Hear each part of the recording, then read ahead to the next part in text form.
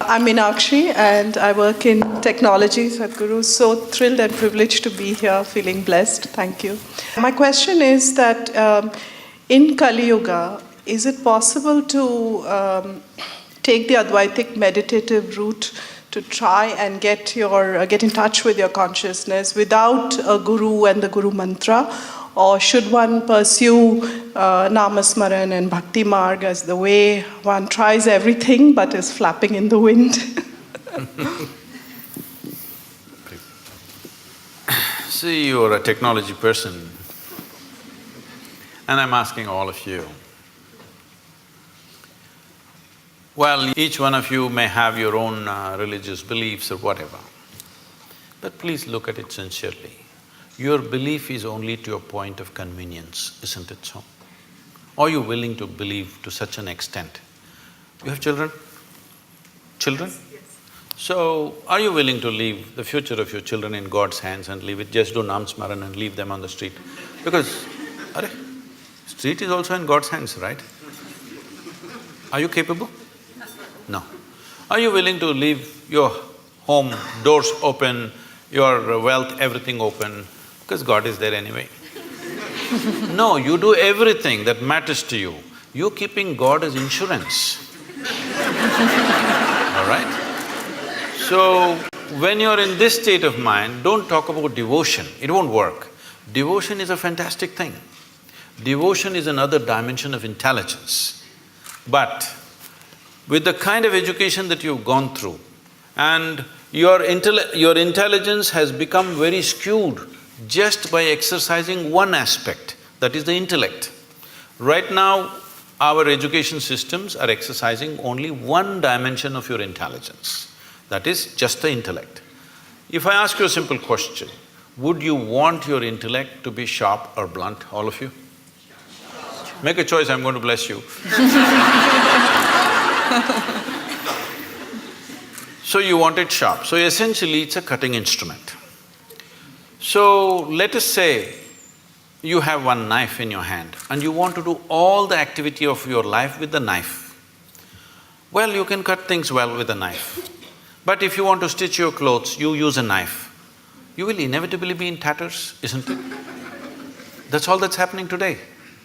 Because you're exercising just one dimension of your intelligence, which is the intellect, which is a discriminatory, sharp instrument which slices open, dissects things. Now, I want to know something physical, I want to dissect it. Now I want to know you, shall we dissect you? Is that the way to know you, I'm asking? If I dissect you, will I know anything about you? Is it possible, I'm asking? By embracing you, by including you, I may know something. By dissecting you, what will I know? What will work for a physical substance, you're trying to apply to your own life. It's not going to work like this. See, the more educated people are becoming, the more disturbed they're becoming. Education should have settled them, isn't it? Education should have enhanced life. But tell me, who is causing maximum damage on this planet? Educated people or uneducated people? Hello? Educated people, isn't it? Educated people should have been the solution. Educated people are the problem. Simply because we are using a knife for everything. If you want this thing, there was a time when I was crisscrossing India on my motorcycle. So one whole night I've been riding. I'm somewhere between Madhya Pradesh and Uttar Pradesh, I don't know which state, somewhere around there in the border. So early morning around 6:30, I end up at a tea shop. Full night I've been riding. Then, people who ride motorcycles, they will know one problem is always that every 500 kilometers those days, the chain will become slack. So you have to take off a link and put it back, tighten the chain. This is a very easy job, but it's messy because of the grease and stuff, your hands will become messy. So I'm just about preparing for breakfast, I'm not willing to mess. Then I see on the opposite side a shack which says Mubarak Mechanical Works. Then I see a young boy there and I say, hey, can you tighten my chain? He said, yes, full enthusiasm. Then he goes inside and brings his tools. What he brings? He brings a chisel and a hammer. Then I say, what, you going to do with that? He said, yeah, I can do it. I said, wait, Then I walk into his garage and look, only what he has is chisel and hammer. He can fix it, but after that, that's the end of it. So right now, this is what you're trying to do. You're trying to fix everything with the sharpness of your intellect. You will become a mess. The more you do it, more mess you will become. You only satisfaction you have is, you know words and things that other people do not know, but you are a total mess. Yes, because the other dimensions of intelligence have not been opened up in the society, largely.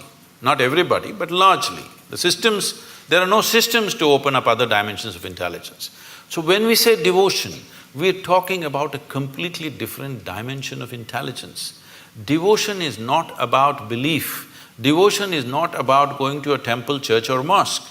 Tell me, is there anybody in this world, either in sport, art, music, business, spirituality, whatever, has anybody done anything significant without being absolutely devoted to what they're doing? Has it happened? So devotion is another dimension of intelligence. If you exercise that, life will be very beautiful. But it does not mean that you can simply believe that it's devotion has become deception because it's a deal. Right now the deal is like this, dear God, I will give you 10 pounds, will you give me million?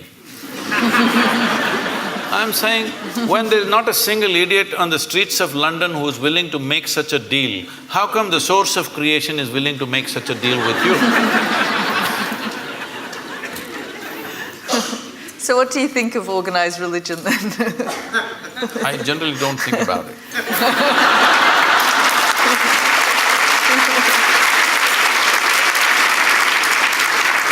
It is not that it has no use. See, if there was no religion, a lot more people would have lost their mental balance. It is a very inexpensive way of psychiatry. No, I'm saying, see, I want you to understand, the line between sanity and insanity is so thin. Don't think there are insane people and sane people. Every one of you are crossing the line here and there. Some people are not able to come back, that's all the difference is. Yes or no? Well, aren't you saying with somebody, I'm mad at you? So you are not mad at anybody, you're just mad, that's all. You are able to go mad for some time and come back, so you think you're normal. Somebody went there and could not come back, it became a terrible problem, all right?